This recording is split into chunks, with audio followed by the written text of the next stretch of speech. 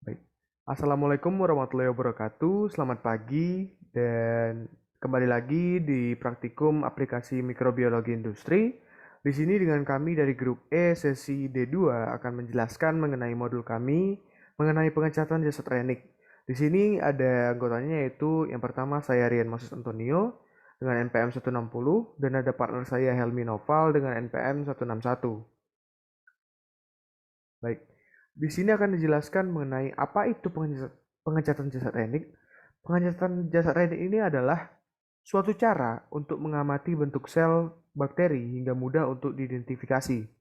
Dengan pengecatan bakteri, maka bahan warna akan diabsorpsi oleh sel-sel bakteri sehingga bakteri mudah dibedakan dengan yang lain.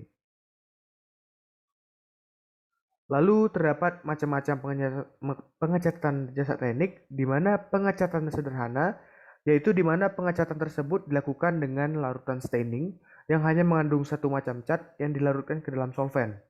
Lalu ada pengecatan khusus, di mana pengecatan tersebut dilakukan dengan menggunakan larutan staining yang tersusun lebih dari satu macam cat yang dilarutkan ke dalam solventnya, misalnya Lugol's iodine solution, dan juga terdapat jenis-jenis pewarnaan yaitu ada pewarnaan tanah asam, pewarnaan spora, pewarnaan gram, pewarnaan flagel, pewarnaan negatif, di mana pewarnaan-pewarnaan ini adalah salah satu dari pengecatan khusus. Lalu ada penjelasan mengenai bakteri gram positif dan negatif, di mana bakteri gram positif ini adalah bakteri yang mempertahankan zat warna metil ungu sewaktu proses pewarnaan gram, di mana bakteri ini akan berwarna biru atau ungu di bawah mikroskop. Lalu ada bakteri gram negatif, di mana bakteri tersebut akan berwarna merah muda, dan hal tersebut dapat terjadi dikarenakan tidak dapatnya bakteri tersebut untuk mempertahankan zat warna dari metil ungu. Untuk perbedaannya ialah seperti berikut, di mana untuk bakteri gram positif itu biasanya mengandung peptidoglikan dengan 40 lapis rangka, lalu meliputi 70% berat kering dari dinding sel bakteri, di mana bakteri gram negatif hanya terdiri dari dua lapis, yaitu lapisan dalam peptidoglikan dan juga adanya diaminopelat dan tidak mengandung lisin.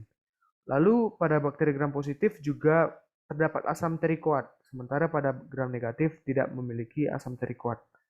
Lalu adanya kemampuan untuk lisis daripada bakteri gram positif ketika eh, peptidoglycan tersebut dilisis oleh lisosim.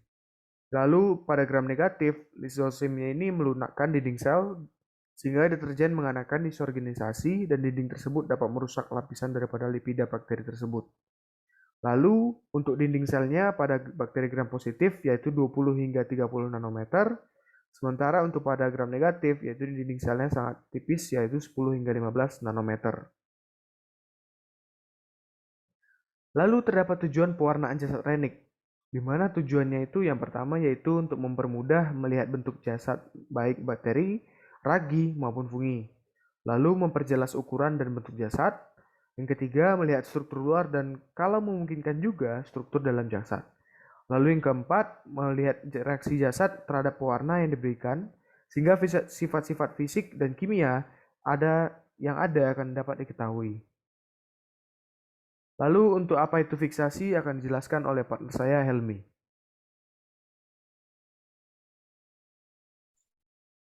Baiklah, untuk fiksasi sendiri antara lain membunuh bakteri secara cepat dengan relatif tidak menyebabkan perubahan bentuk dan struktur bakteri, melekatkan bakteri di atas kaca objek, dan memungkinkan sifat afinitas pewarna.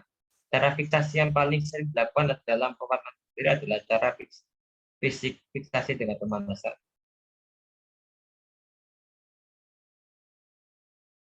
Untuk jenis-jenis fiksasi sendiri ada fiksasi adiktif atau ikatan silang ini mengandung berbagai aldehida termasuk formaldehida, paraformaldehida, glutaldehida, dan lain-lain. Dan untuk fiksasi denaturasi, ini merupakan metode yang mengubah sifat protein dengan mengurangi pelarutan dan atau mengganggu interaksi hidrofobik. Dan dengan demikian memodifikasi struktur tersier protein serta menonaktifkan enzim. Untuk faktor yang mempengaruhi pengecatan jasad klinik sendiri itu pertama ada fiksasi yang sebelum bakteri diwarnai harus dilakukan fiksasi terlebih dahulu yaitu dengan cara pemanasan atau drying grease, atau dapat juga dilakukan fiksasi dengan menggunakan agensi kimia. Yang kedua ada substrat. Setiap pewarna bakteri basah atau pewarna bakteri asam dapat bereaksi dengan konstituen tertentu. Oleh karena itu, substrat organik juga akan mempengaruhi pewarnaan biologi. Yang ketiga ada intensifikasi. Pewarnaan dapat dilakukan beberapa cara, antara lain dengan tinggi kadar pewarnaan bakteri. Yang keempat ada pelunturan pewarnaan bakteri decolorizer. Decolorizer ini digunakan terutama untuk mendapatkan kontras yang baik pada bayangan mikroskop. Pada umumnya, sel-sel yang tukar untuk pewarnaan bakteri akan lebih tertutup di dekolorisasi.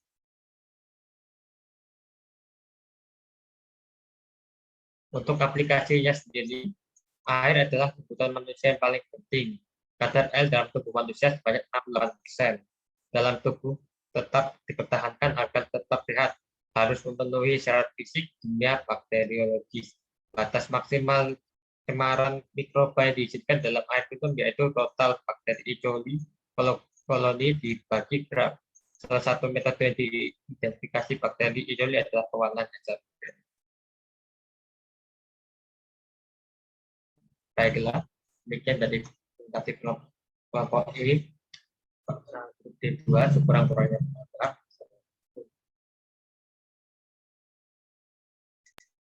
Baik, ditutup dengan wassalamualaikum warahmatullahi wabarakatuh. Selamat pagi dan terima kasih.